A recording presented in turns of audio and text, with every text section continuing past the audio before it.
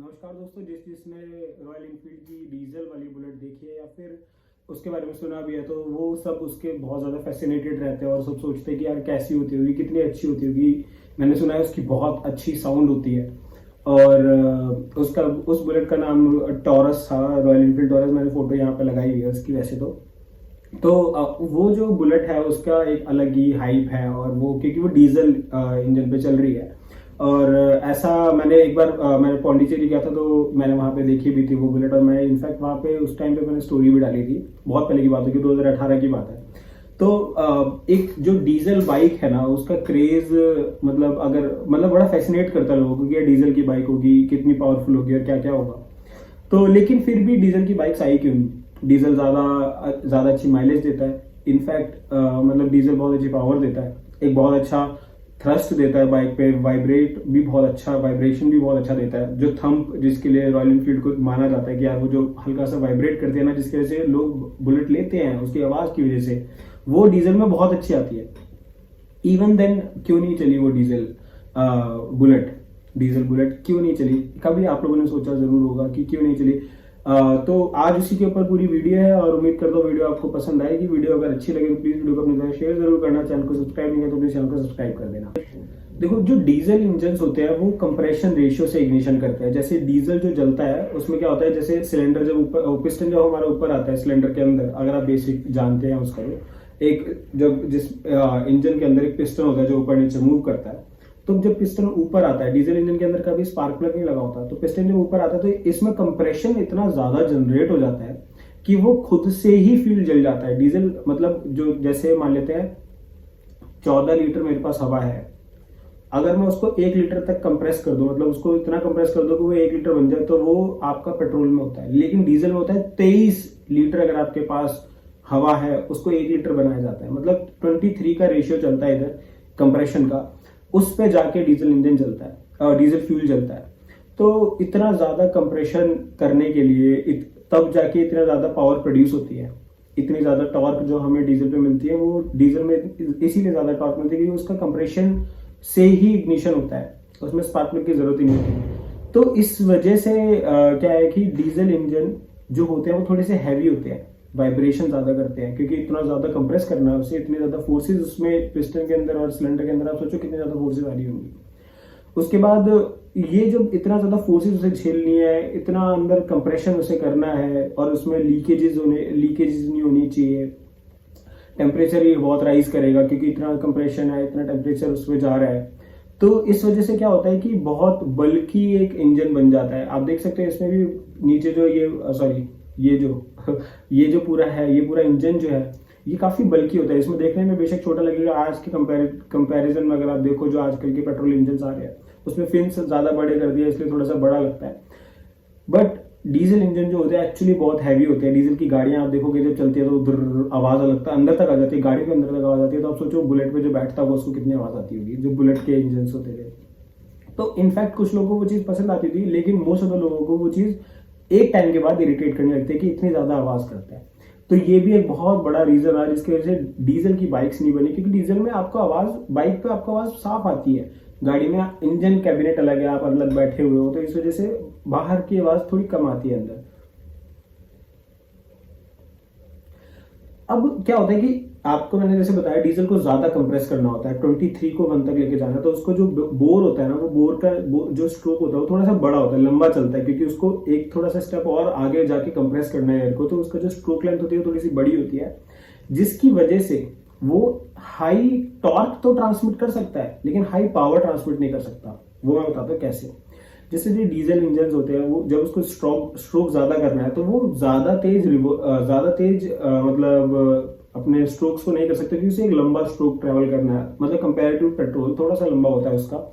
इस वजह से क्या होता है कि जो आपका डीजल इंजन है वो ज्यादा तेज रिवॉल्यूशन जो कहते हैं आरपीएम है वो ज्यादा नहीं दे सकता। और हॉर्स पावर लेने के लिए आपको आरपीएम चाहिए ही चाहिए, लेकिन हाँ इसमें फोर्स बहुत ज्यादा जनरेट होती है पिस्टन के ऊपर, इसलिए टॉर्क ज्यादा दे देता है हमें। तो अब यहाँ पे मैं आपको समझाता हूँ थोड़ा सा कि जो पिस्टन के ऊपर फ्यूल बर्न हुआ, उधर से फोर्स जनरेट हुई। जब फोर्स जनरेट हुई उसने पिस्टन को धक्का दिया, अब इसने जितना ज्यादा कंप्रेस किया उतनी ज्यादा फोर्स भी जनरेट हुई और इसके अंदर जो कंबशन होता है वो ज्यादा अच्छा होता है, क्योंकि ये सारा फ्यूल एक साथ जलता है, एकदम से फोर्स देता है पिस्टन को। तो जर्क इसमें मतलब पिस्टन के ऊपर फोर्सेस भी बहुत झटके से आती है और बहुत सारी आती है। उसके बाद ये जब नीचे आता है तो अब इसका क्योंकि स्ट्रोक लेंथ ज्यादा है तो इस वजह से इसका जो रेडियस होता है, क्रैंक रेडियस होता है, वो भी कंपेयर टू पेट्रोल थोड़ा सा ज्यादा होता है। इसकी वजह से ये ज्यादा टॉर्क प्रोड्यूस कर सकता है, क्योंकि पर्टिकुलर पॉइंट पे टॉर्क जो होता है F/R होता है। तो फोर्स और ये भी ज्यादा है, हमारा फोर्स भी ज्यादा, ऊपर से हमारा रेडियस भी ज्यादा है। तो इस वजह से हमें टॉर्क ज्यादा मिल जाती है। लेकिन अब क्योंकि इतनी जल्दी जल्दी ये रेव्स नहीं कर सकता, मतलब रोटेशन नहीं कर सकता, आरपीएम कम देता है। इस वजह से इसका जो इशू है कि हमें आरपीएम कम मिलती है, आरपीएम कम मिलती है इसलिए हमें हॉर्स पावर कम मिल जाती है। लेकिन बाइक्स में अगर आप देखो, बाइक्स को बहुत ज्यादा लोड लेके नहीं चलना, बाइक को लेके चलना सिर्फ एक आदमी है, मैक्सिमम 2 आदमी, इससे ज्यादा बाइक लेके चलती नहीं है। तो बाइक को ज्यादा लोड लेके नहीं चलना होता है, इसलिए इसको टॉर्क तो कम चाहिए लेकिन हॉर्स पावर ज्यादा चाहिए, क्योंकि इसको तेज चलना है। बाइक पे लोग तेज चलने के लिए जाते हैं, तेज चले बाइक, तेज चले, तो वो तेज चलने के लिए इसको हॉर्स पावर ज्यादा चाहिए, टॉर्क थोड़ी सी कम चाहिए। लेकिन डीजल उल्टा देता है, डीजल टॉर्क ज्यादा देता है, हॉर्स पावर कंपैरेटिवली कम देता है। इस वजह से भी डीजल इंजन जो है वो बाइक्स में इतना ज्यादा प्रेफरेबल नहीं होते। गाड़ियों में क्या होता है, गाड़ियों में आपको, आप सोचते हो डीजल इंजन होगा तो मैं पहाड़ों पर अच्छे से चला लूंगा, और मतलब क्योंकि आप सोचते हो ना कि मेरे को ज्यादा पावर, ज्यादा टॉर्क मिल जाएगी। ज्यादा टॉर्क गाड़ियों में ज्यादा जरूरत है, क्योंकि उसमें लोड भी जा सकता है, लोग भी ज्यादा बैठते हैं। पेट्रोल में थोड़ा सा पेट्रोल तेज भाग लेगा, लेकिन टॉर्क थोड़ा सा कंपैरेटिवली कम होता है। उसके बाद जैसे कि मैंने आपको बताया कि इसमें जो वाइब्रेशंस है वो बहुत ज्यादा होती है। डीजल इंजन में अगर आप गाड़ी में भी बैठते हो तो इतने तेज वाइब्रेट करते हैं, तो वो जो वाइब्रेशन है इनफैक्ट गाड़ी के अंदर तक आ जाती है। तो सोचो बाइक पे जब वो लगेगी, अभी पेट्रोल इंजन इतना वाइब्रेट करता है बुलेट का कि अगर आप लॉन्ग डिस्टेंस पे जाओ तो आपको नीचे पेन फील होने लगेगा। मतलब आपको वाइब्रेशन से आपका जो लोअर बॉडी है वो थोड़ी सी सुन्न हो जाती है, मतलब आपको थोड़ा सा सेंसलेस फील करने लगते हो उस जगह पे। तो आप सोचो डीजल कितना ज्यादा वाइब्रेट करता होगा, तो जिसकी वजह से आप उसको ज्यादा दूर लेके ही नहीं जा सकते, ज्यादा वाइब्रेशन होकर ज्यादा दूर नहीं लेके जा सकते, इसलिए फिर से इसकी कस्टमर जो डिमांड है वो थोड़ी कम हो जाती है। अगर हम वही बात करें, इसके इंजन जो है इतने हैवी बनते हैं क्योंकि इसको इतनी ज्यादा फोर्सेस झेल रही है, इतना टॉर्क दे रहा है, इतना फोर्स जनरेट हो रहा है, तो इतनी सारी फोर्सेस को झेलने के लिए इसके इंजन थोड़े हैवी बनते हैं। और बाइक जो है, बाइक जितनी हल्की हो उतना अच्छा होता है, क्योंकि आपको बाइक को सिर्फ 2 पैरों पर रोकना है, 2 पैरों पर संभाल के चलना है। बाइक आपको संभालनी होती है, गाड़ी खुद संभली रहती है। तो आप सोचो कि इतना ज्यादा अगर लोड मैं इंजन का हैवी इंजन बना दूंगा तो फिर मेरे ऊपर लोड ज्यादा आएगा ना। इसलिए इंजन बाइक जो है उसको कंपेरेटिवली सोचा जाता है कि काश थोड़ी सस्ती हल्की बने बाइक, जिससे कि इसको ज्यादा लोड जो यूजर है उसके ऊपर ना आए। और दूसरी बात ये कि जो इतना ज्यादा फोर्सेस झेलने हैं, एक तो भारी हो गया, ऊपर से इतना बड़े साइज हो जाते हैं इनके कि इसको फिर उस उतनी जगह में फिट करना, अगर मैं इसमें अभी ये छोटा इंजन है, अगर मैं बड़ा इंजन लगाना चाहूँ तो मेरे लिए मुश्किल हो जाएगी। तो इस वजह से भी एक रीजन है कि डीजल इंजन को यूज नहीं किया गया बाइक्स के लिए। अब मैं इसका एक एग्जांपल लेता हूं कि ये मैक्सिमम 3600 आरपीएम जाती थी, ठीक है, मैक्सिमम स्पीड इसकी 64 किलोमीटर पर आवर होती थी, और इसका हॉर्स पावर 65 होता था खाली, और इसका वेट 200 किलो होता था इस बाइक का। तो आप सोच सकते हो सब कुछ इतना ज्यादा है, पावर कम है, स्पीड कम है। तो इस वजह से लोगों को थोड़ा सा प्रेफर कम करते हैं लोग इन वाली बाइक्स को, क्योंकि ये हैवी हो जाती है, संभालने में दिक्कत आती है। तो ये सब रीजंस है जिसकी वजह से डीजल जो बाइक्स है वो इतना सक्सेस नहीं हो पाई। इनफैक्ट डीजल इंजन गाड़ियों में बहुत सक्सेस हुए, ट्रक्स में तो बहुत सक्सेस है, आज भी चलते हैं कई सारे ट्रक्स, क्योंकि अब डीजल को धीरे धीरे करके ऑब्सोलीट करने की कोशिश हो रही है, क्योंकि डीजल इंजन पॉल्यूशन भी ज्यादा करता है। लेकिन पॉल्यूशन भी ऐसा करता है कि वो सूट ज्यादा जनरेट करता है, पार्टिकुलेट मैटर ज्यादा जनरेट होता है उसमें, क्योंकि उसका डीजल का फ्यूल जलने का तरीका कुछ इस तरीके का है, और डीजल थोड़ा सा एक पहले स्टेज पे होता है पेट्रोल की, तो थोड़ा सा रॉ होता है पेट्रोल से।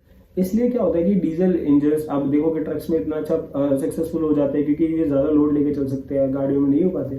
तो यही कुछ रीजंस है जिसकी वजह से मैं आपको तो यही कुछ रीजंस है जिसकी वजह से डीजल इंजन आज भी बाइक में यूज नहीं होते, और गाड़ियों में बहुत अच्छे सक्सेस हैं, और ट्रक्स में भी बहुत अच्छे सक्सेस हैं। उम्मीद करता हूँ वीडियो अच्छी लगी होगी। वीडियो अच्छी लगी हो तो प्लीज वीडियो को अपने दोस्तों शेयर जरूर करना, चैनल को सब्सक्राइब नहीं है तो प्लीज चैनल को सब्सक्राइब कर देना। धन्यवाद दोस्तों मेरी वीडियोस को देखने के लिए। ये मेरी वीडियोस को देखते रहिए, शेयर करते रहिए, सब्सक्राइब करते रहिए, बस इतना ही तो चाहिए। चैनल में बहुत सारा पहले भी कंटेंट बना हुआ है जो कि बहुत ही ज्यादा नॉलेजेबल है, बहुत सारी चीजें आप सीख सकते हो उससे जाके। तो मैं आपको एक रिक्वेस्ट करना चाहूंगा कि प्लीज आप जाओ, वो कंटेंट भी देखो, आपको पसंद आएगा। और पसंद आए तो दोस्तों को शेयर जरूर करना। अगर आपके कोई सवाल है, कोई सुझाव है तो कमेंट सेक्शन में पूछ सकते हैं, नहीं तो आप इंस्टाग्राम पे भी मेरे को रीच आउट कर सकते हैं। मैं वहाँ पे भी आपके सवाल के उत्तर देने की कोशिश करूंगा। कई बार चीज़ें रह जाती है, मैं बहुत ज़्यादा एक्टिव नहीं रह पाता हूँ क्योंकि इतनी चीज़ें होती है जिसमें मैं बिजी रहता हूँ पर्सनल स्टफ में। तो फिर भी कुछ अगर सवाल है तो आप पूछ सकते हो, मैं कोशिश करूंगा जल्दी जल्दी आपको उसका जवाब दूं। धन्यवाद दोस्तों मेरी वीडियोस को देखने के लिए। यही मेरी वीडियोस को देखते रहिए, शेयर करते रहिए, सब्सक्राइब करते रहिए। बस इतना तो चाहिए। धन्यवाद दोस्तों।